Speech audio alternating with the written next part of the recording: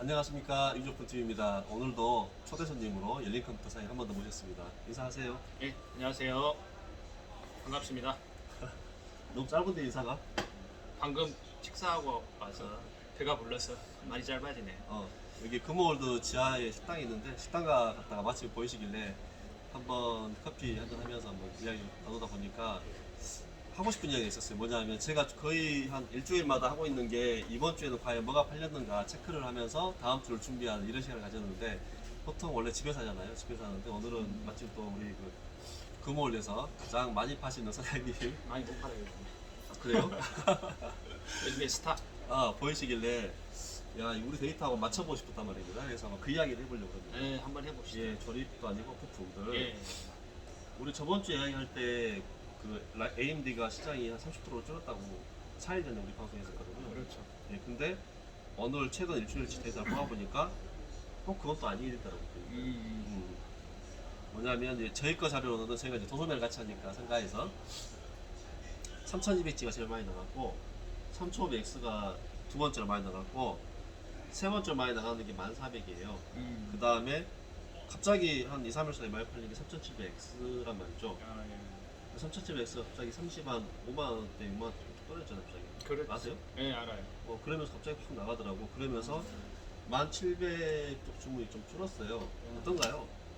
그거는 해석을 이렇게 한번 해볼 수 있겠네. 네. 이제 3200G가 나가는 것은 온보드 그래픽, 저가형 보급형의 CPU는 이거는 어떤 그 전체적인 CPU의 뭐 추세를 봤을 때는 이건 기본적인 거다. 크게 뭐 인텔, 뭐 라이젠, AMD, 라이젠을 나누기 이전에 인텔도 보면 어떤 뭐 저가형 CPU들은 꾸준히 나가는 사무용, 업무용 쪽으로 나가다 보니까 보통 평균적으로 나가는 건데 i5 이상을 이제 평균 그러니까. 잡아서 요거를 해야 될 것 같고, 그러니까 저희는 어떤 때 소비자 구매층이에 따라서 틀리는데 우리 뭐 중급 이상 하이엔드 유저들이 좀 있기 때문에 그걸 이제 그 봤을 때는 이게 이제 그걸 이제 예로 들고 AMD보다는 인텔이 많이 나갔다라고 이제 저희는 아까 그 전에 방송을 했었는데, 그런 측면에서 봤을 때는 또 한 가지가 있고 3700X가 나온 건 아무래도 가격 때문에 그런 것 같아요. 라이젠은 그러니까 조금 가격인 것 한 같아요. 4만원, 5만원 떨어지니까 바로 그 시장에 불러 가지고. 그렇죠, 그렇죠. 1700이 힘을 못 써버리고. 이러는 것 같더라고요. 여기 강주 시장은 가격이 상당히 민감하기 때문에 음. 10,000원, 20,000원이면 소비자한테 플러스 되는 게 3, 4만 원으로 생각하시면 돼요. 3700X가 그 빈틈 35만 원대 나오면서 원래는 보통 한 40만 원대, 30만 원 후반대 그랬죠. 하다가 40만원대가 1700이 딱 자리 잡고 있어가지고 그렇지, 안 그렇지. 팔렸는데 갑자기 한 며칠 사이에 3, 4만원 떨어지니까 다시 시장이 바뀌더라고요. 그래서 이제 i7의 9세대에도 아마 30만 원 초반대 9,700이나 30 한 2, 3만 원대 되는데 저기 9세대를 쓰기는 뭐하고, 그래서 3700X가 그 비집고 들어갔다 봐야죠. 그 틈새 시장을 비집고 들어갔다 봐요. 그렇게 해석을 할 수밖에 없겠네요. 또 하나 이제 이야기 나오는 것들이 좀 이렇게 요즘에 코로나의 여파가 있긴 있나 봐요. 구매하는 가격이 좀 낮아지는 경향이 있잖아요. 비수기도 하지만. 그래서 그러면서도 게임을 하고 싶으니까 나는 2, 3만 원 아껴서 게임을 해야겠다 이러신 분들이 요즘에 구매하려고 하는 게 1100F, 1100F 플러스 1650 슈퍼라고 있더라고요. 그래서 요즘에 이제 4층 가보시면 좀 이렇게 스펙에 민감하게 대응하는 업체들 몇 군데 있잖아요. 그분들이 이제 그 사양을 가지고 이렇게 이 정도면은 배틀그라운드 할 수 있다 이렇게 하고 팔고 있던데 가능해요? 난 배틀그라운드 하면 사양이 100 넘어가야 되냐 고 있는데 1100F에 1650 슈퍼로 배틀그라운드를 잘 할 수 있나? 그거는 참 뭐 예민한 문제이긴 한데, 네. 하시는 분의 이제 어떻게 생각을 하고 이제 어떤 성향을 갖고 소비자들한테 이렇게 권유를 하는가. 이제 이제 제 입장에서 얘기를 하면 원래 배그는 6코어 게임이잖아요. 6코어 게임이에요. 그래서 i5가 최근에 나온 6코어고 뭐 라이젠 3500이나 3500X, 3600이 6코어 게임인데 6코어로 권장을 해드린 게 맞습니다. 그게 맞겠지. i3 100F는 어떻게 4코어이기 때문에 어차피 게임을 만들 때 그 게임의 최적화가 6코어로 되기 때문에 아무리 이제 소비자가 그렇게 그 가격을 최우선시 한다 해도 이렇게 설명을 좀 하고 CPU를 한번 조립을 해놓으면 바꾸기 힘들잖아요.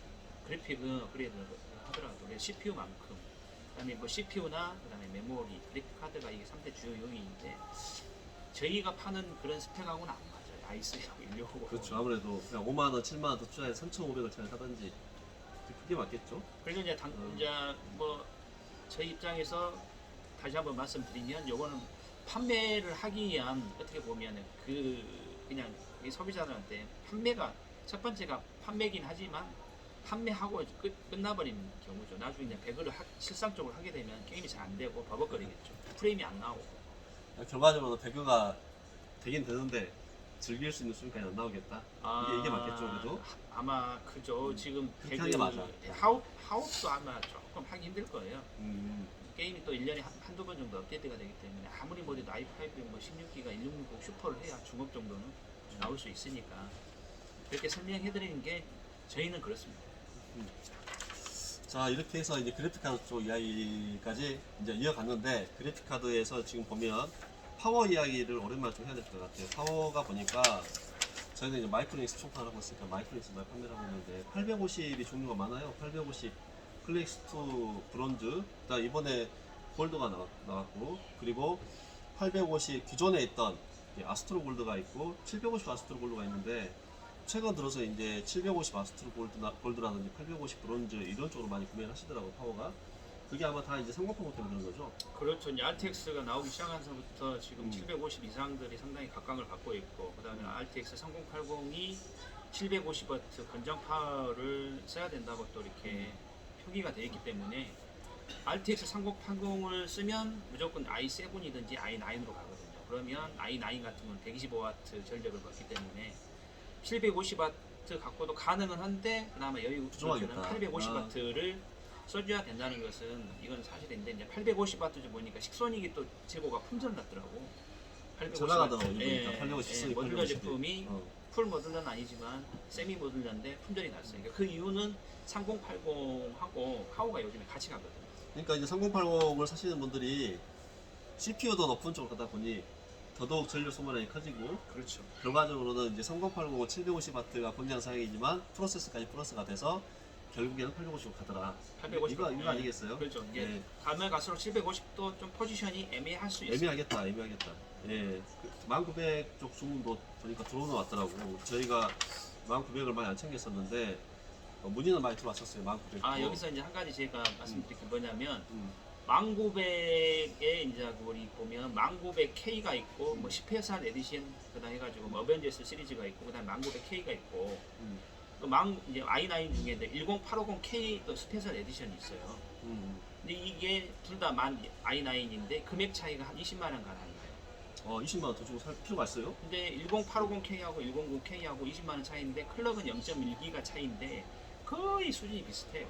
그래서 대부분 이제 1900 잘 모르신 분들은 1900K를 변적을 잡아갖고 오는데, 되도록이면 10850K로 하시는 게 낫다. 돈도 절약되고 클럭 수준이 미비하고 0.1 오버클럭도 0.1기가니까 단지 뭐 이렇게 해봐도 프레임이 0.1프레임 차이밖에 안 나더라고요. 게임을 봐도. 1080K도 어차피 K 모델이기 때문에 오버 할 수 있는 칩 아니에요? 오버 해버리면 어차피 비슷할 것 같은데? 배수해도 되고, 그 다음에 전력 제한 다 풀어지고 50만 한 초반 중반대 이렇게 나오니까, 그 다음에 엊그저께 100K가 74만 원, 75만 원 정도 된 거예요. 차이가 많이 나요. 1090 F는 또 싸요.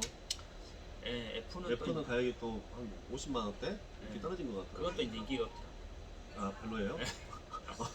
어벤져스가 먹었네. 결국에는. 어벤져스 그냥 스페셜인데 특별한 건 없는 것 같아요. 일반 블로그 보니까 이제 어벤져스 10850으로 이제 조립해 놓은 게 있으시더라고. 네. 그래서 이제 궁금했어요. 그리고 실제로 우리가 이렇게 조립해서 손님께 이제 드리긴 하지만 게임 플레이를 못 해보잖아요. 플레이 한번 해보고 드리면 참 좋은데 기회가 없으니까. 그래서 이제 깔아보면 알잖아요, 솔직히. 윈도우 깔아보고 업데이트 해보면 이 제품이 스피드가 한가 아닌가 금방 알 수 있잖아요. 체감이 딱 있던가요? 뭐냐면 물어보고 싶은 게 i7 1700이랑 비교했을 때 i9 1900 쪽이나 10850이 됐든 간에 이 사양의 스펙들이 정말 체감 척도 차이가 나는가? 한 10 얼마 더 주고 산 만큼에 나요? 이제 그게 어떤 뭐 세팅이나 이런 것들은 크게 차이는 없는데, 어떤 이제 멀티 작업이라든가 이제 게임 이제 프레임 쪽에는 차이가 좀 있습니다.